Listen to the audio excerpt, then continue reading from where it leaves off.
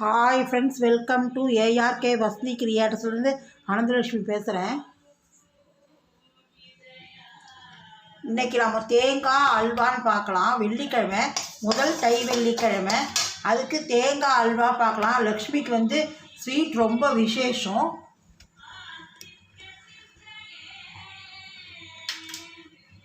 ரெண்டு ஸ்பூன் பாசிப்பருப்பு போட்டுருக்கேன். பயத்தம்பருப்புங்கிற பாசிப்பருப்பு 2 ஸ்பூன் போட்டுருக்கேன். எல்லாமே இந்த கப்பால் தான் மெஷர்மெண்ட்டு. 1 கப் அதுக்கு தேங்காய் எடுத்துக்கணும். ஃபுல்லாக 1 கப்பு தேங்காய் எடுத்துட்டுருக்கேன். அதை நீங்கள் எவ்வளோ வேணால் போட்டுக்கோங்க. அதுக்கு வந்து 1க்கு 1 அளவு. நான் வந்து எனக்கு ஸ்வீட் கொஞ்சம் இது வெல்லம் கம்மி ஸ்வீட்டு, இந்த வெள்ளத்தில் வந்து ஸ்வீட் கம்மியாக இருக்குங்கிறக்கோசம் நான் 1.25 கப் எடுத்துட்டுருக்கேன். அரிசி மாவு போடுவா பைண்டிங்க்கு. நான் இப்போலாம் முந்திரி ஒரு 7 முந்திரி எடுத்துட்டுருக்கேன். ஏலக்காய் பொடி போட்டுக்கலாம். நெய் ஒரு 3 ஸ்பூன், 3 இல்லாட்டி 4 ஸ்பூன் தேவை. நெய் விட்டுக்கலாம். ஆனால் இதை வறுத்துட்டு இதை பவுட்ரு பண்ணிட்டு வரணும். சூடாக இல்லாட்டி பவுட்ரு பண்ணிட்டு வறுத்துக்கலாம். ரொம்ப தீயக்கூடாது, ஆனால் வாசனை வர்ற அளவுக்கு கொஞ்சம் வறுத்துக்கணும். தீயக்கூடாது.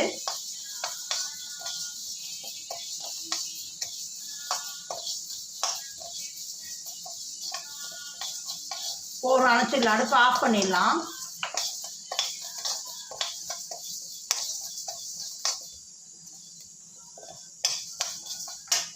கொஞ்சம் ஆறட்டும். இது பவுடர் பண்ணிக்கலாம். இன்றைக்கி டிஃபன் பாக்ஸுக்கு நெல்லிக்காய் சாதம் பார்க்கலான் இருக்கேன்.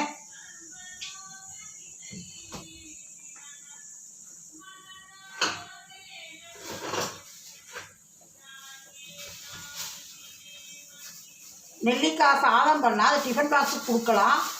ரொம்ப நல்லா இருக்கும். விட்டமின் சி இருக்குது. ஒரு சிலர் வந்து நெல்லிக்காய் சாப்பிட, ஒரு சிலர் வேண்டாம்பாங்க. அதுக்கு இது 2 நெல்லிக்காய் எடுத்துக்கலாம். பெரிய நெல்லிக்காய் 2. இதை வந்து பச்சையாக அரைக்கணும். இதை நறுக்கிட்டு கொட்டையை எடுத்துகிட்டு பச்சையாக அரைச்சிட்டு நம்ம அதை பண்ணலாம். முதல்ல இதை பண்ணிவிட்டு அதை பண்ணுவோம். ஒன்றா காட்டுறேன். தேங்காயை அரைச்சிட்டு வந்துட்டு தேங்காயை கொஞ்சம் நல்லா மசிச்சுக்கலாம். அதுக்கப்புறமா இந்த பாசிப்பருப்பு போட்டு அரைக்கலாம். தேங்காய் அரைச்சிட்டு வந்துடலாம். அரைச்சிட்டு வந்துட்டோம் பாருங்கள் தேங்காயை. இந்த பாசி பருப்பையும் போட்டுக்கிட்டு இந்த முந்திரியும் போட்டு அரைச்சிட்டு கொஞ்சமாக தண்ணி விட்டுக்கலாம். கொஞ்சமாக தண்ணி விட்டு அரைச்சிட்டு வரலாம். இந்த பாருங்க, இந்த உருளையும் போட்டுருக்கேன்.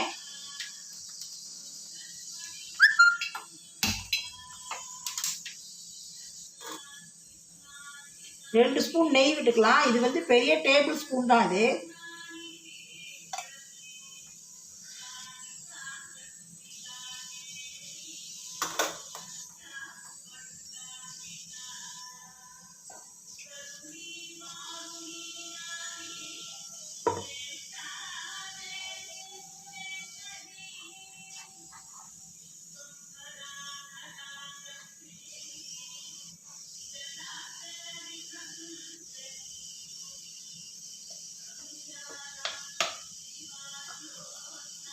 இதை அரைச்சிட்டு வந்து இதை விட்டுக்கலாம்.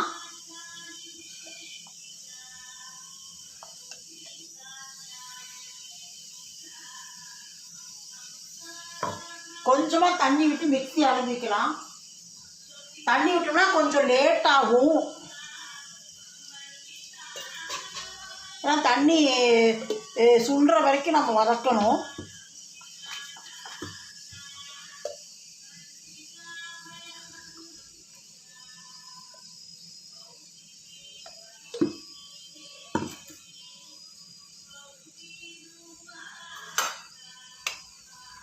இதுக்கு நான் முந்திரிலாம் தாளிச்சு கொண்டேன்னா முந்திரியே போட்டு அரைச்சுட்டு இருக்கோம்.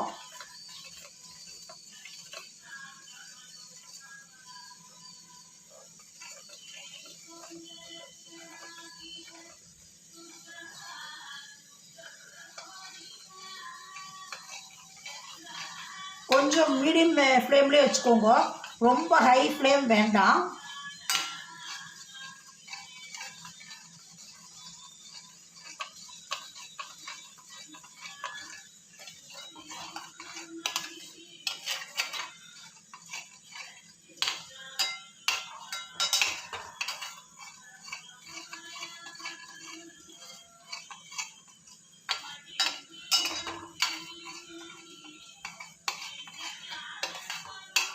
வெங்காய உருளினால டக்குன்னு இதாகிடும். கெட்டியாயிடும்.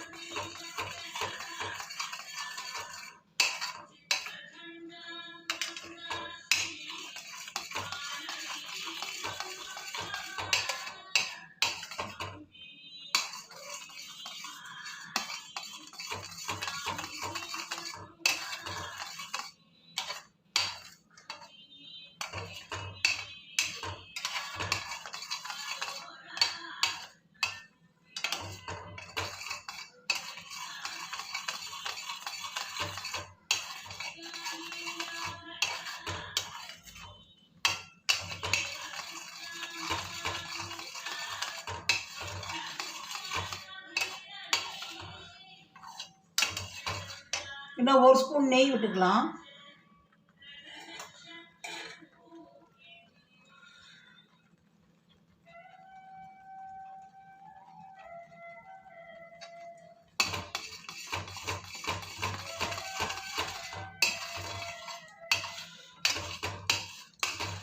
நெய் அதிகம் வேண்டாம், ஏன்னா தேங்காவே வந்து நமக்கு அது எண்ணெய் பிரிஞ்சு வரும்.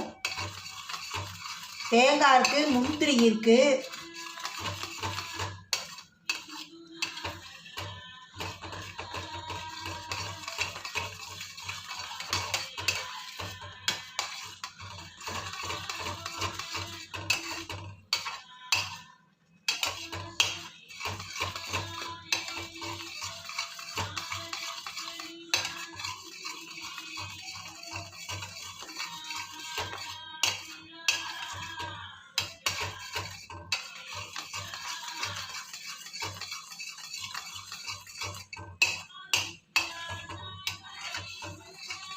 தேங்காய் அல்வான்னு சொல்லலாம், தேங்காய் திரட்டிப்பான்னு சொல்லலாம். இது வெல்லத்தை போட்டுடலாம். நான் 1.25 எடுத்துக்கிறேன். 1க்கு 1 போகும். எனக்கு வந்து ஸ்வீட் கொஞ்சம் இது உரைக்க மாட்டேங்கிறது வெல்லம், அதனால் நான் வந்து 1.25 எடுத்துகிட்டு இருக்கேன். நீங்கள் உங்களுக்கு எவ்வளோ தேவையோ அதை பார்த்துன்னு போட்டுக்கோங்க.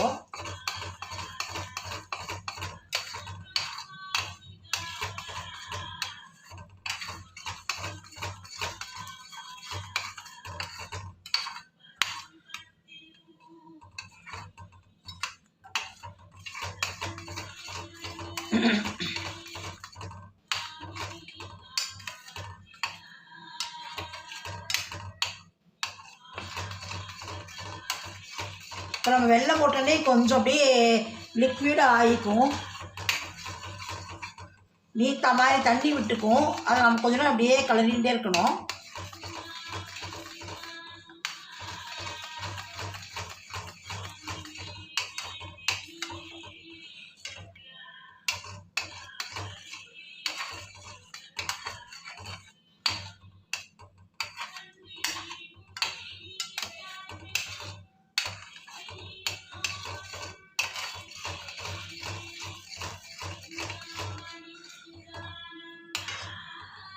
கெட்டியாகட்டும்.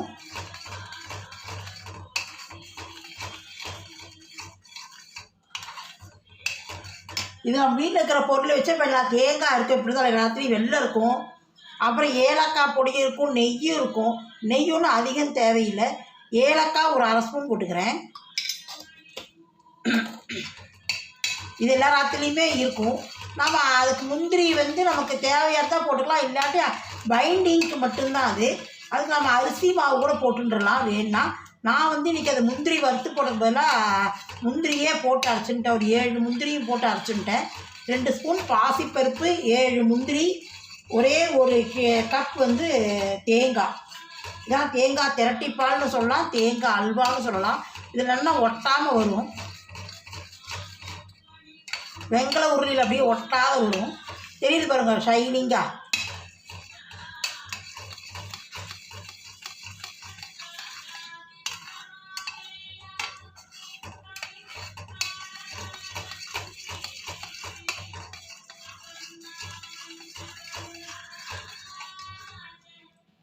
இன்னும் வேணால் ஒரு 1/2 ஸ்பூன் நெய் விட்டுக்கலாம், ஒட்டாத வரும்னா.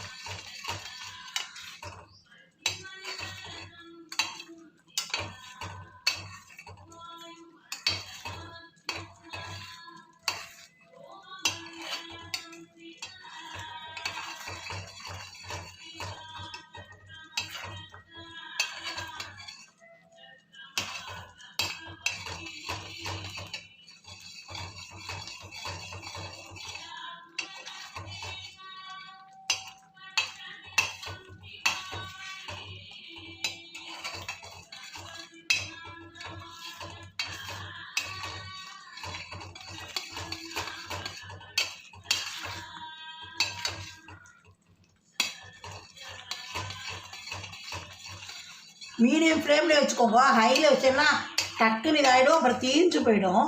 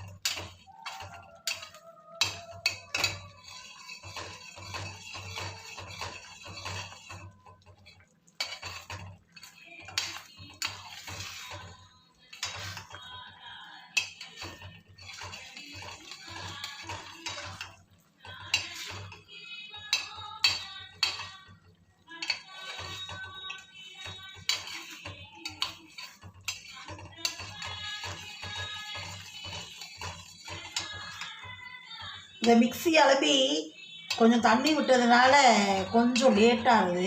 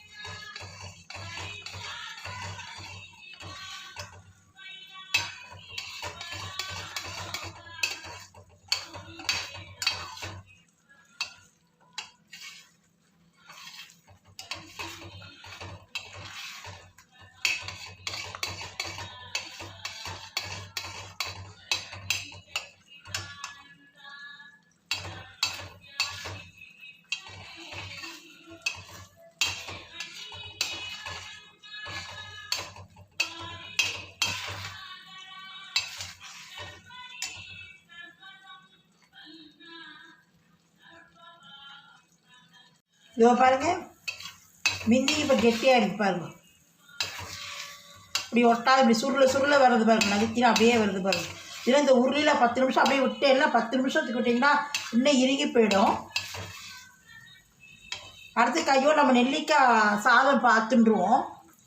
இதை அப்படியே இறக்கி வச்சுட்டுருவோம், ஆறட்டும்.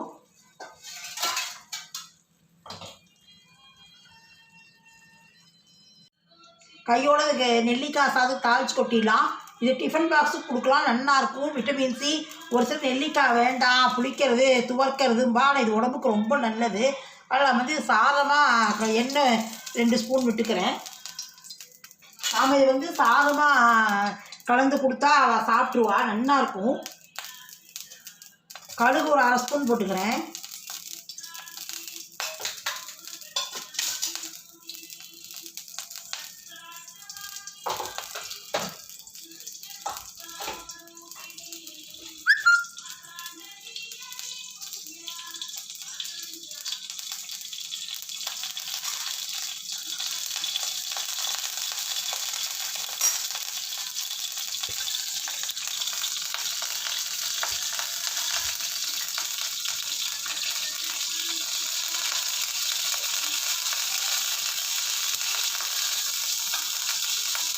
கடுகு வெடிக்கட்டும். ஜீரகம் போட்டுக்கலாம்.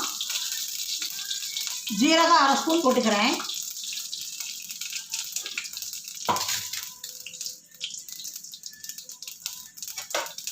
பச்சை மிளகா 2 நறுக்கின்னு இருக்கேன். கருவேப்பிலை ஒரு 6 வச்சுட்டு இருக்கேன். உங்களுக்கு ஏற்ற மாதிரி காரம் போட்டுக்கோங்க. அடுப்பு ஆஃப் பண்ணிவிட்டு நெல்லிக்காய் அரைச்சி வச்சுட்டு இருக்கேன். அடுப்பு ஆஃப் பண்ணிவிட்டேன். இதை போட்டுடுறேன்.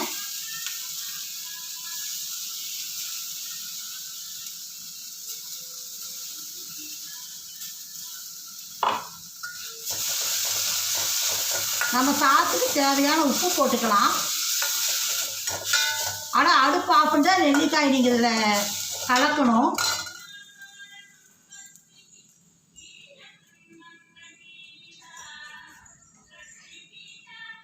தேவையான உப்பு போட்டுக்கிறேன் சாத்துக்கு.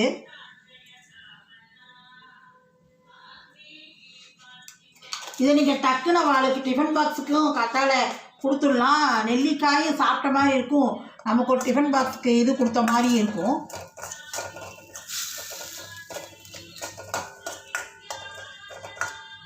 சாதம் போட்டு கலந்து காட்டுறேன். இதோ பாருங்கள், நெல்லிக்காய் சாதம், தேங்காய் திரட்டிப்பால் அல்வா அப்படி சொல்லலாம், எதுவுமே சொல்லலாம், பண்ணியிருக்கேன். பாருங்கோ, பிடிச்சிருந்தா லைக் பண்ணுங்கோ, ஷேர் பண்ணுங்கோ. நெக்ஸ்ட் வீடியோவில் சந்திக்கலாம். இது சப்ஸ்கிரைப் பண்ணுங்கோ புதுசாக பார்க்குறவா. இப்போ பக்கத்தில் இருக்கிற பெல் பட்டன் அழுத்தினா உடனே ஆளுங்க நோட்டிஃபிகேஷன் கிடைக்கும். நான் போடுற வீடியோ பூரா உங்களுக்கு அப்பப்போ கிடச்சிடும். நெக்ஸ்ட் வீடியோவில் சந்திக்கலாம்.